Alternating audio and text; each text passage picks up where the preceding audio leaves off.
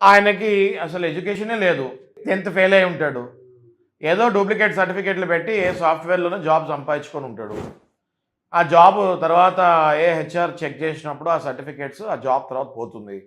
ఇంట్లో కూర్చుంటాడు. భార్యకి తెలుస్తుంది ఏమని, అసలు వీడికి చదివే లేదు, వీడు దొంగ సర్టిఫికేట్లు పెట్టి జాబ్ సంపాదించాడు, పెళ్ళవగానే జాబ్ పోయింది. 100% అది కూడా చీటింగ్ కిందకు వస్తుంది, ఫ్రాడ్యులెంట్ యాక్టివిటీ కిందకు వస్తుంది. ఆ మ్యారేజ్ని ఎనల్మెంట్ చేయొచ్చు, ఆ మ్యారేజ్ని క్యాన్సిల్ చేయొచ్చు. అలాగే రాంగ్ ఐడెంటిటీ, అంటే నా పేరు సురేష్ కానీ నేను రమేష్ అని చెప్పి చేసుకున్నాను. ఎందుకు? సురేష్ మీద 10 క్రిమినల్ కేసులు ఉన్నాయి.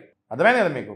ఆధార్ కార్డులు, పాన్ కార్డులు మార్ఫింగ్ చేసేసి అవి డాక్యుమెంట్స్లో ఇచ్చేసి నా పేరు రమేష్ అని చెప్పి, సురేష్ పేరు రమేష్ అని చెప్పి అలా వెళ్ళిపోయేసరికి ఏమవుతుంది?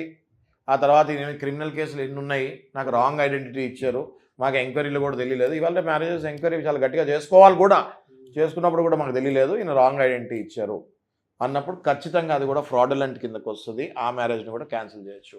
రాంగ్ ఫైనాన్షియల్ స్టేటస్, ఆ బిల్డింగ్ నాదే, ఈ బిల్డింగ్ నాదే, ఈ 10 ఎకరాల్లో మా తాతగారివే, ఈ 20 ఎకరాలు మా నాన్నగారివే, ఈ 5 ఎకరాలు నేను మొన్నే కొన్నా, ఈ బెంజ్ గారు నాదే, ఆ బండి నాదే.